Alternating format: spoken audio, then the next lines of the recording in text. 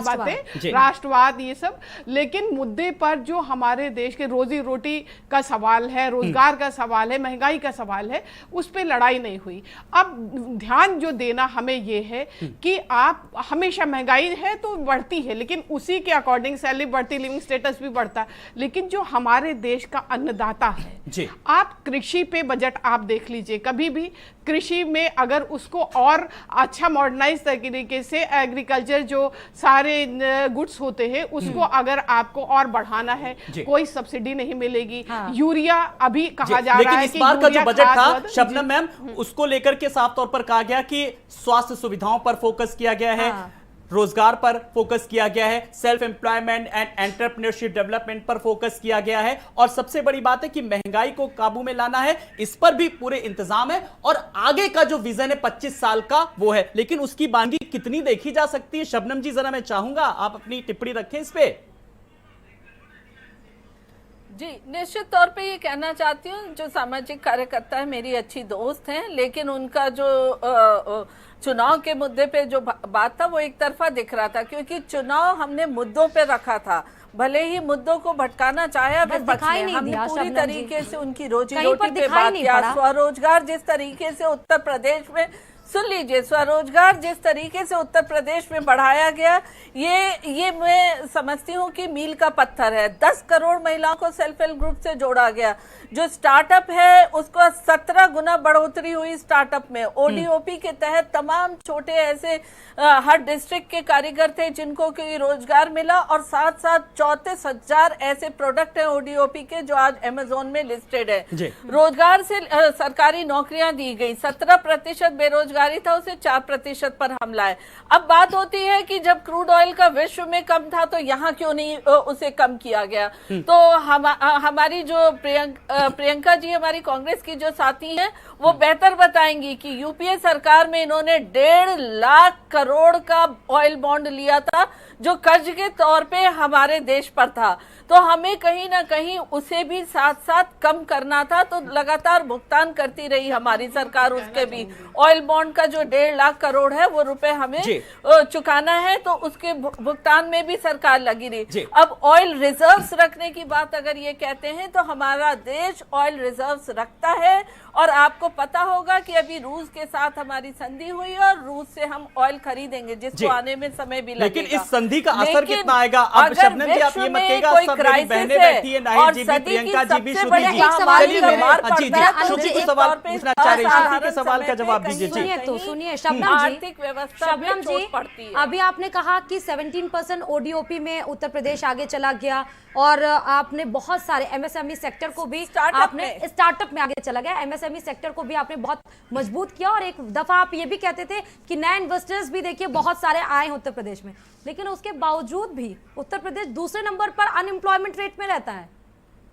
तो ये आंकड़े ये क्या दर्शाते हैं? जब हमने उत्तर प्रदेश की सरकार ली थी तो 17% अनएम्प्लॉयमेंट थे, तो अनएम्प्लॉयमेंट 5 साल काम भी तो किया समय लगेगा। अरे शबनम जी, 5 साल के उत्तर 5 साल राज भी तो किया, 5 साल के बाद भी 5 साल के बाद भी जिस कंडीशन में आपने लिया था उसी कंडीशन में रहा ना, जिस कंडीशन में आपने अडॉप्ट किया था 5 साल भी उसी कंडीशन में चलता रहा, एग्जिस्ट करता रहा। 70 साल में क्या हुआ उस पे प्रश्न नहीं होता, 5 साल में क्या हुआ उस पे प्रश्न, उस पे तो आप करते ही हैं। 5 साल में मुझे तो लगता है, और जो जी चलिए फिलहाल अब बात पिछले 70 सालों की आ गई, लेकिन ये महंगाई बड़ा चुनावी मुद्दा था। मुझे लगता है प्रियंका जी की मुस्कुराहट बता रही है। प्रियंका जी, साफ तौर पर मुझे लग रहा है कि आप अपनी बात रखने के लिए आतुर। मैं आपके पास आ रहा हूं, आप लोग क्या चुनाव में ये मुद्दा बनाया, लेकिन क्या लगता है ठीक से अपनी बात रख नहीं पाए, या जनता तक पहुंचा नहीं पाए, ये मुद्दा बना नहीं पाए ठीक से?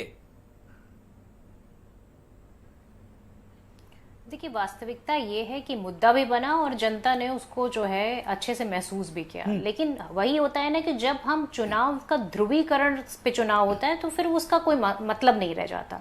और भारतीय जनता पार्टी मुद्दों से भटकाना बहुत अच्छी तरीके से जानती है, और आज भी वो उसी काम को कर रही है। अभी भी इनसे अगर पूछा जाता है कि पेट्रोल डीजल के दाम क्यों नहीं कम कर रहे हैं आप, तो ये कहते हैं कि 70 साल की बातें करने लगते हैं। तो आप देखिए कि किस तरह से ये लोगों को बरगलाने का काम करते हैं। आपकी सरकार है, सेंटर में आपकी गवर्नमेंट, आपकी उत्तर प्रदेश में पिछले 5 साल की सरकार आप फिर से रिपीट हो चुके हैं और आप इस तरह की बातें करते हैं। आपको तो कम से कम अपने जो काम करना चाहते हैं, आपके पास क्या प्रोजेक्ट्स हैं, आपके पास क्या पाइपलाइन है में पड़े हुए प्रोजेक्ट्स है, वो बताइए ना। आप किस तरह से महंगाई को कंट्रोल कर रहे हैं? प्रियंका जी, मेरे एक सवाल का जवाब दीजिए। विपक्ष लगातार अपनी आवाज को बुलंद करता है, महंगाई को मुद्दा बनाता है, बेरोजगारी को मुद्दा बनाता है, लेकिन आप लोग, मेरा अहम सवाल का जवाब दीजिए प्रियंका जी। आप लोग विपक्ष की भूमिका निभा रहे हैं अच्छी से, लेकिन क्या महज विरोध करने से यही एक विपक्ष की भूमिका होती है? आप लोग समस्या का समाधान भी बताइए, रोड मैप भी बताइए, क्या कुछ प्लान है? मैं चाहूंगा ये बहुत सवाल का इस जवाब दे, बहुत अहम सवाल का जवाब मैं आपसे कर रहा हूं। देखिए, सबसे अच्छा तरीका है पेट्रोल डीजल को ये जीएसटी के अंडर में क्यों नहीं ले आते? अपने आप एक्साइज ड्यूटी जिस दिन कम होगी उस दिन 3 गुना रेट कम हो जाएंगे पेट्रोल डीजल के, पर वो ये नहीं करेंगे। उसको कह के विपक्ष थक चुका है, कांग्रेस पार्टी थक चुकी है, पर ये नहीं करेंगे क्योंकि इन्हें अपना फायदा देखना। 5 राज्यों आपके हैं, वहां पर भी तो आपने जीएसटी के अंडर में नहीं लाया ना प्रियंका जी। जो 5 राज्यों में जहां पर आप लीड कर रहे हैं वहां पर क्या जीएसटी अंडर में आ गई? अकेला चना भाड़ नहीं फोड़ सकता है। हाँ, देखिए, अकेला चना भाड़ नहीं फोड़ सकता है। अरे तो 5 राज्य में तो आप लीडर है ना, जो जिम्मेदारी है वो प्रियंका जी। मैं आम जनमानस को लेकर के बहुत एक अहम सवाल शबनम मैम से। शबनम मैम, जिस तरीके से कांग्रेस शासित राज्यों की बात करूं तो वहां पर पेट्रोल और कीमतों की जिस तरीके से बेतहाशा वृद्धि हो रही है, तो छत्तीसगढ़ की बात करें चाहे राजस्थान की बात करें, वहां की जो स्थानीय सरकारें हैं वहां पर उन्होंने वैट को कम करके थोड़ी सी राहत दी। तो आप लोग भी राहत दे दीजिए, हमें भी आपसे उम्मीद है। अंदर पेट्रोल डीजल को लाना सेंट्रल गवर्नमेंट की जिम्मेदारी है। वैट तो स्थानीय सरकारें कर सकती है ना, जैसा कि छत्तीसगढ़ ने किया, राजस्थान ने किया। शबनम मैम, इस सवाल का जवाब जी। शबनम जी, ऑटोमेटिक प्रॉब्लम सॉल्व हो जाएगी, पर ये वो नहीं करेंगे। सामने मुद्दे रखे और जनता ने इनके मुद्दों को नकार दिया क्योंकि ये जनता को भरमाना चाहते हैं। क्योंकि राष्ट्रवाद का मुद्दा आप लेकर आ गए ना शबनम जी। से कनेक्ट है। अरे तो राष्ट्रवाद का मुद्दा भी तो आप लेकर आ गए शबनम जी। जनता जब राष्ट्रवाद का मुद्दा आप लेकर आएंगी, जब लोगों के दिमाग में आप ये फीड करने की कोशिश करेंगी कि राष्ट्र धर्म पर बात करो, राष्ट्र धर्म में बात करो, तो कहाँ कोई बात करेगा? स्थिति को डमाडोल करती है, और अगर बड़े बड़े देशों की आर्थिक स्थिति डमाडोल होती है तो भारत भी अछूती नहीं है। भारत भी इसी धरती पे है और विश्व में क्रूड ऑयल की जो रेट है वो शबनम जी, एक सेकंड आपको रोकना चाहूंगी मैं, ये बहुत अहम सवाल है। शबनम जी, मेरा सवाल सुनिए। शबनम जी, एक सवाल मेरा सुनिए। तो आपके कहने का मतलब ये है कि अगर विश्व स्तर पर अगर मामला टालमटोल होता है, अगर वहां गड़बड़ी होती है विश्व स्तर पर, तो उसका सीधा इफेक्ट हम भारत देश में देखेंगे। यानी कि भारत देश की जो अर्थव्यवस्था है वो पूरा डिपेंड है अंतरराष्ट्रीय बाजार पर, ये कहना चाहती हैं आप?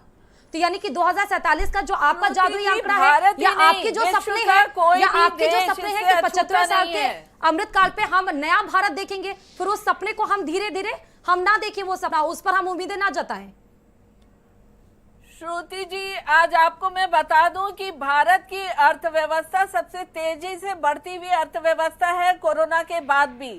और अगर कोरोना में सप्लाई चेन डिस्टर्ब हुआ और पूरा विश्व उससे प्रभावित हुआ तो भारत भी इसी धरती पे, और भारत के हर बड़े से बड़ा देश उससे अछूता नहीं रह सकता है। लेकिन उसके बावजूद हम उठ खड़े हुए, हम मजबूती से बढ़ रहे हैं। लेकिन रूस और यूक्रेन का युद्ध होने से जो क्रूड ऑयल का दाम बढ़ा, उससे रेट बढ़ा है। ये बार बार जीएसटी और वैट की बात करती हैं, तो मैं कहती हूँ जहां पे इनका शासन है वहां लखनऊ से ज्यादा रेट क्यों है ऑयल का, उसको ये कम क्यों ना कर सके, वैट क्यों नहीं कम किए? तो मैं इनसे जानना चाहती हूँ कि ये जब अपने स्टेट की बात होती है, महिलाओं को टिकट देने का हुआ, तो शबनम जी, नाइट जी अपनी बात रख रही है, वो भी बहुत बड़ी सामाजिक कार्यकर्ता है, समाज के तमाम सरोकारों से जुड़ी रहती है। नाइट जी को सुनेंगे जी। आपने 2 टर्म में बोला, पहले के लिए तो मैं यही कहूंगी, भूख है तो सब्र कर। दुष्यंत कुमार की लाइनें, भूख है तो सब्र कर। और आजकल दिल्ली में है मुद्दा बहुत जोरों से। तो आप मुझे ये बताइए, आपने बता दिया है कि इतना ज्यादा एसएमई आगे बढ़ गया, इतना आपने जॉब दे दिया, और वो जॉब आपने जैसे सारी चीजें विज्ञापनों में दिखाई है, वही चीज आपने सारी विज्ञापन दिखा दिया। कोविड काल से लेकर के और अभी तक क्या भारत की अर्थव्यवस्था कहीं सुधरी नजर आई है? तो आप कैसे कह रही हैं कि भारत की अर्थव्यवस्था बहुत सुधर गई? अगर वो सुधर गई तो फिर इतने सारी गंगा में लोगों को लाशें क्यों तैरानी पड़ी, इतने सारे लोग ऑक्सीजन के बगैर कैसे मर गए, इसके इतने सारे लोग सड़कों पर पैदल क्यों आए, आप उनको टिकट ना लेते ट्रेन से और पैदल और टैंकरों में भर भर के जो हमारे मजदूर दिल्ली से बॉम्बे से पैदल पैदल आए हैं वो क्यों आए आप। और अभी आप लेटेस्ट देखिए कि इतना सिलेंडर का कीमत बढ़ गया, पेट्रोल का कीमत बढ़ गया, उससे सब्जियों पे इफेक्ट हो रहा है। ये आज का नहीं, पिछले 2 सालों से लगातार आप ईटेबल ऑयल की बात कीजिए, आज यूक्रेन और रशिया के बीच में युद्ध चल रहा है, लेकिन भारत में तेल की कीमत, खाने वाले तेल की कीमत क्या है, सरसों का तेल 210 रुपए 220 रुपए किलो। और अभी वो इतने, भारत का पूरा सारा क्लास सनफ्लावर का ऑयल नहीं खा रहा है। बिल्कुल शबनम जी, सवाल घूम फिर के यही आ रहा है कि सबसे ज्यादा आप अभी जो सवाल किया नाहिद जी ने, आप तमाम सारी योजनाएं गिनाएंगे कि हमने गरीबों के लिए ये किया, हमने गरीबों के लिए ये योजना लाए, अनाज योजना लाए। सवाल यह है कि एक आम आदमी के लिए क्या कुछ लाए, सबसे ज्यादा वो प्रभावित हो रहा है। बहुत जिम्मेदारी से इस सवाल का जवाब शबनम जी। देखिए, निश्चित तौर पे नाहिद जी से मैं ये जानना चाहूंगी, नाहिद जी भी इंटरनेट यूज करती होंगी और ग्लोबल न्यूज देखती होंगी, मुझे एक देश का नाम बता दीजिए जहां लाशों की ढेर नहीं लगी हो। नाहिद जी अगर बता देंगे तो मैं समझ जाऊंगी निश्चित तौर पे भारत में कमी है, पर वो कहीं भी एक देश को नहीं बता सकती जहां कोरोना की वजह से लाशों की ढेर नहीं लगी। पर उत्तर प्रदेश में मैं दूसरी बार चोट पर कहती हूँ, दूसरी बार भी आपके इस बीच में एक सवाल है मेरा, बहुत शबनम जी, बात तो आप आत्मनिर्भर की करती है शबनम जी, प्लानिंग तो आपकी आत्मनिर्भर की है, लोकल फॉर वोकल की है, और जितने भी आपके आंसर्स हैं वो सब डिपेंडेंसी की है। सुनिए तो शबनम जी, मेरा सवाल सुनिए। शबनम जी, पार्टी की सरकार भी है, उन प्रदेशों की सरकार ने जिस तरीके से कब तक आप ठीकरा फोड़ती रहेंगी शबनम जी कि दूसरे राज्यों को भी देखिए। शबनम जी, आपने सवाल नहीं सुना हमारी सहयोगी श्रुति का। सुनिए तो सवाल तो सुनिए। लोकल फॉर वोकल की बात की है और आप न्यू इंडिया की बात करती हैं, तो न्यू इंडिया में ये पूरी महंगाई का मुद्दा फिलहाल कब तक सॉल्व करेंगे, इस चीज का जवाब जनता जानना चाहती है जो आज हमारा ये शो देख रही है। जुड़ाव रखती है तो निश्चित तौर पे आप इसको नकार सकती है, पर अगर दिल पर हाथ रखिए तो सच्चाई मैं बयान कर रही हूँ, आप नहीं। शबनम जी, मैंने घर में अपने भाई को गंवाया है, ऑक्सीजन सिलेंडर नहीं मिल रहा था, पूरे लखनऊ में हाहाकार मचा था। 22 अप्रैल को 1 साल होने वाले हमारे यंग भाई, ये वही दर्द महसूस कर सकता है जिसने अपनों को खोया है। किस तरीके से, इस पर भी मैं चर्चा करूंगा, लेकिन ये चुनावी मुद्दे बने भी थे, बड़ी बात है जिस तरीके से। शबनम जी, मैं आपको, मेरा बहुत अहम सवाल है, आप पहली बात तो ये ठीकरा कब तक फोड़ती रहेंगी कि और राज्यों को देखा जाए? आपकी सरकार वापस रिपीट कर गई उत्तर प्रदेश में, 2 टर्म से आप देश में, 2 टर्म से बीजेपी देखिए पूरे देश में राज कर रही है। मेरा सवाल सुनिए शबनम जी, आपने ये बोला था कि ट्रिलियन इकोनॉमी हम आगे बढ़ रहे हैं और कोरोना के बाद से जो जीडीपी है वो इंडिया की यानी देश की वो अच्छी हुई है।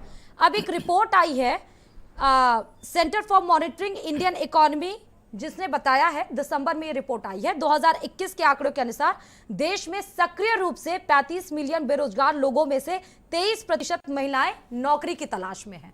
और आपको मालूम है कि 4 ट्रिलियन इकोनॉमी को बढ़ाने के लिए आपको महिलाओं को सिर्फ 30% रोजगार देना पड़ेगा, और अभी ये आंकड़ा आपकी सरकार में 16.9 है और 30% उसको बढ़ाना है। क्या स्ट्रैटेजी है इसके लिए आपके पास, रोजगार के लिए?